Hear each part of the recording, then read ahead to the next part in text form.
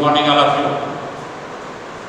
Buddha polytechnic college के द्वारा first semester diploma के फर्स्ट सेमेस्टर के लिए वीडियो बनाया जा रहा है, जिसमें आज हम डिस्कस करेंगे कि सिलेबस क्या है डिप्लोमा के फर्स्ट सेमेस्टर का, जिसका हमने डिटेल बोर्ड पे दिया है।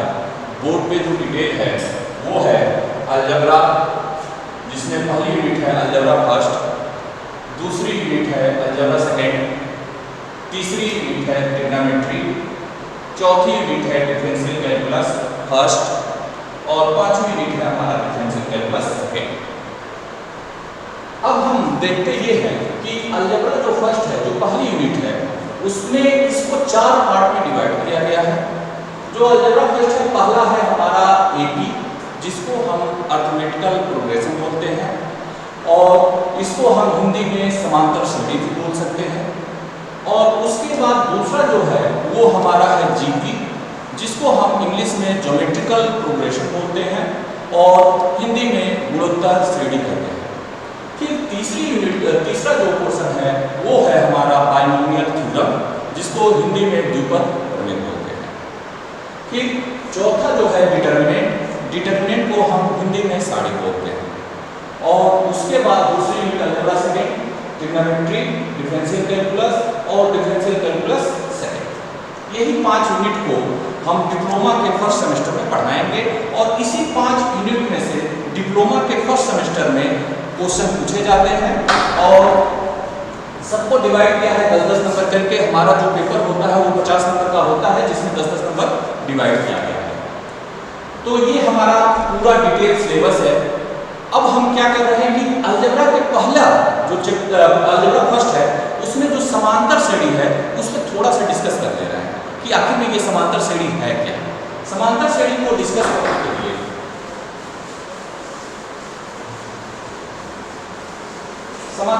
डिस्कस करने के लिए पहले हम करेंगे ये कि ये जाने की समांतर श्रेणी होता क्या है। पहले हम सीरीज को जानेंगे। अगर मान लीजिए कोई हमारी सीरीज है 3, 5, 7, 9 डाटा। फिर अगर हमारी कोई सीरीज है 4, 6, 7, 8, 10 डाटा। अब इसमें देखेंगे कि कौन ऐसी सीरीज है जो हमारी समांतर श्रेणी में है। अगर इसको हम बोलते हैं पहला टर्म, ये भी कह सकते हैं, इसको बोल सकते हैं इंग्लिश में फर्स्ट टर्म, और ये हमारा हुआ सेकेंड टर्म, ये थर्ड टर्म। देखेंगे कि दो हमारे जो नंबर है उनके बीच का जो डिफरेंस है, अगर हमारा मान लीजिए कि 5 में से 3 को सब्ट्रैक्ट करते हैं, अगर हम 5 में से 3 सब्ट्रैक्ट करते हैं तो हमारा 2 आएगा। अगर हम 7 में से 5 को सब्ट्रैक्ट करते हैं, अगर हम 7 में से 5 को सब्ट्रैक्ट करते हैं तब भी 2 आएगा। अगर हम 9 में से 7 को सब्ट्रैक्ट करते हैं तब भी 2 आएगा। ऐसे ही दूसरी सीरीज में देखते हैं, अगर हम 6 में से 4 को सब्ट्रैक्ट करते हैं तब 2 आया। अगर 7 में से 6 को सब्ट्रैक्ट करते हैं तो 1 आया, और 8 में से 7 को सब्ट्रैक्ट करते हैं तब भी 1 आएगा, और 10 में से 8 को सब्ट्रैक्ट करते हैं तब 2 आएगा। ये दोनों सीरीज में आपने देखा होगा कि अगर हमने दोनों सीरीज लिखा है, दोनों श्रेणी लिखा है, तो एक में हमने देखा कि 5 में से 3 सब्ट्रैक्ट किया तो 2 आया, फिर 7 में से 5 सब्ट्रैक्ट किया तब भी 2 आया, फिर 9 में से 7 सब्ट्रैक्ट किया तब भी 2 आया। ऐसे 4 तक बढ़ाते जाएंगे। लेकिन हमारी जो दूसरी सीरीज है उसमें देख रहे हैं कि अगर 6 में से 4 सब्ट्रैक्ट करें 2 आ रहा है, 7 में से 6 सब्ट्रैक्ट करें 1 आ रहा है, 8 में से 7 सब्ट्रैक्ट करें 1 आ रहा है, 10 में से 8 सब्ट्रैक्ट करें 2 आ रहा है। कहने मतलब कि ये दोनों सीरीज में हम डिफरेंस ये देख रहे हैं कि ये जो हमारे सब्ट्रैक्ट करने पे सेम पॉइंट आ रहे हैं, लेकिन यहाँ सब्ट्रैक्ट करने पे ये हमारा डिफरेंट आया, ये हमारा डिफरेंट आया, ये हमारा डिफरेंट आया, और ये इसके डिफरेंट आया। तो कहने का मतलब ये है कि इन दोनों सीरीज में डिफरेंट है। तो अगर हमारा जहां सेम आया, जहां सब्ट्रैक्ट करने के सेम आया, उसे हम बोलते हैं समांतर श्रेणी ए बी, अर्थमेटिकल प्रोग्रेशन, और इसको हिंदी में लिख सकते हैं समांतर श्रेणी।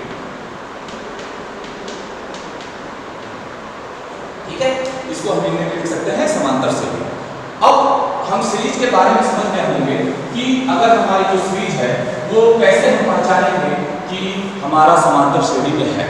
समांतर श्रेणी में पहचानने के लिए करना यही होगा कि दूसरे टर्म में से पहले टर्म को घटाएंगे, देखेंगे क्या आ रहा है, फिर तीसरे टर्म में से दूसरे टर्म को घटाएंगे, फिर देखेंगे क्या होगा, फिर चौथे टर्म में से तीसरे टर्म को घटाएंगे, फिर देखेंगे क्या होगा।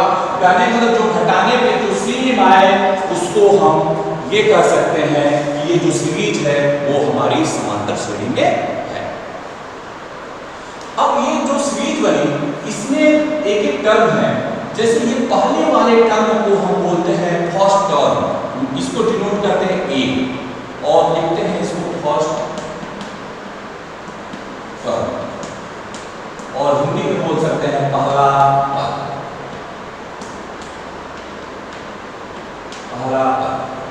और उसके बाद हम देख रहे हैं ना कि दूसरे में से पहले को घटाया, तीसरे में से दूसरे को घटाया, चौथे में से दूसरे को घटाया, तीसरे को घटाया, तो जो हमारा ये आ रहा है इसको बोलते हैं कॉमन डिफरेंस।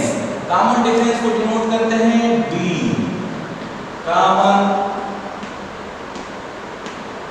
डिफरेंस। इसकी हिंदी होती है सर्वांतर, सर्वांतर।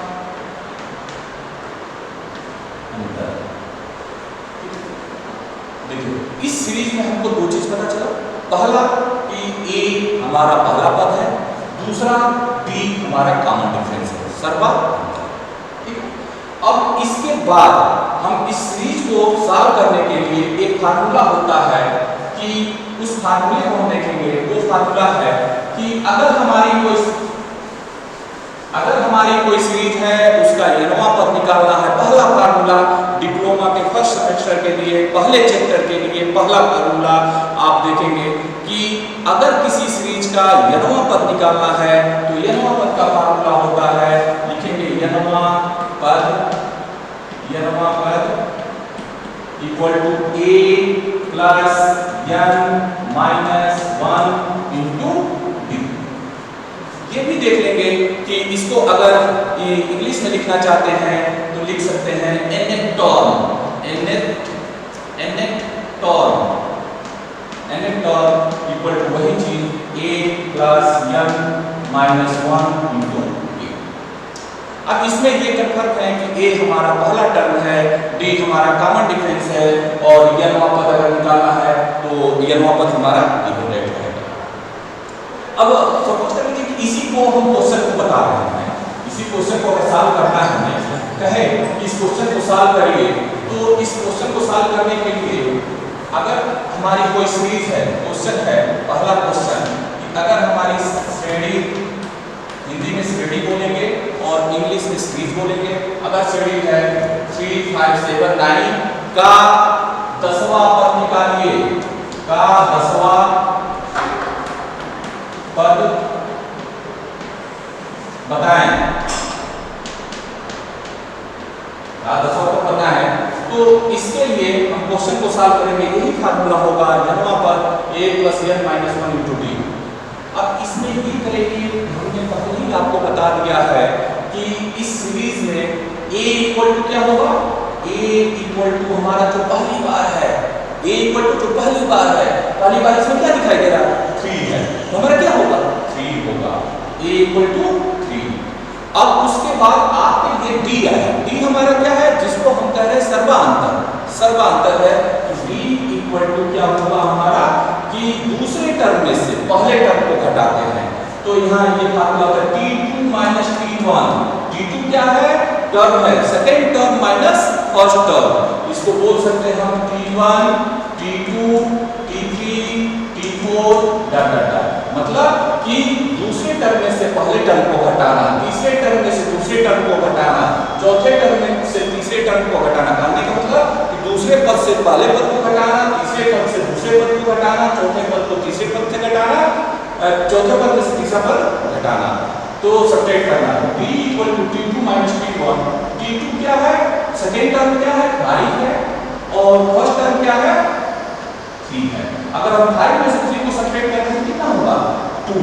करने का मतलब ये फार्मूला हमारा क्या है, nवां पद निकालने के लिए जो हमारा फार्मूला है वो हमारा क्या मिल गया, ए मिल गया, फिर डी मिल गया। अब जरूरत किसकी है, n की जरूरत है। तो n इक्वल टू क्या दिया है, का 10वां पद बताएं, का 10वां पद बताएं। तो n इक्वल टू हमारा क्या हो गया, n। हमको क्या क्या मिल गया, a इक्वल टू मिल गया 3, d इक्वल टू मिल गया 2 और n इक्वल टू मिल गया 8। अब हम क्या करेंगे कि ये तीनों वैल्यू को इसमें n वां पद निकालने के लिए पुट कर देंगे। अगर हम पुट करते हैं तो देखेंगे कि लिखेंगे n वां पद equal to a equal to अगर हमने रखा 3 प्लस n इक्वल टू रखा 10 माइनस 1 और d इक्वल टू यहाँ से हम पुट करेंगे 2 और उसके बाद 3 प्लस, अब ये बताइए कि 10 में 1 क्या कितना हुआ, 9 ना, ये 9 हुआ मल्टीप्लाई, फिर ये क्या 2। अब ये बताएं कि ये 3 और 9 2 जा 18, तो 9 दूनी 18, तो ये हो जाएगा हमारा 18। और उसके बाद हम देखेंगे कि 18 और 3 को जोड़ेंगे तो क्या होगा हमारा 21 होगा। कहने का मतलब ये हमारा आंसर होगा। एक बार इसको फिर से एक बार हम कर दे रहे हैं, अच्छे से इसको समरी बता दे रहे हैं।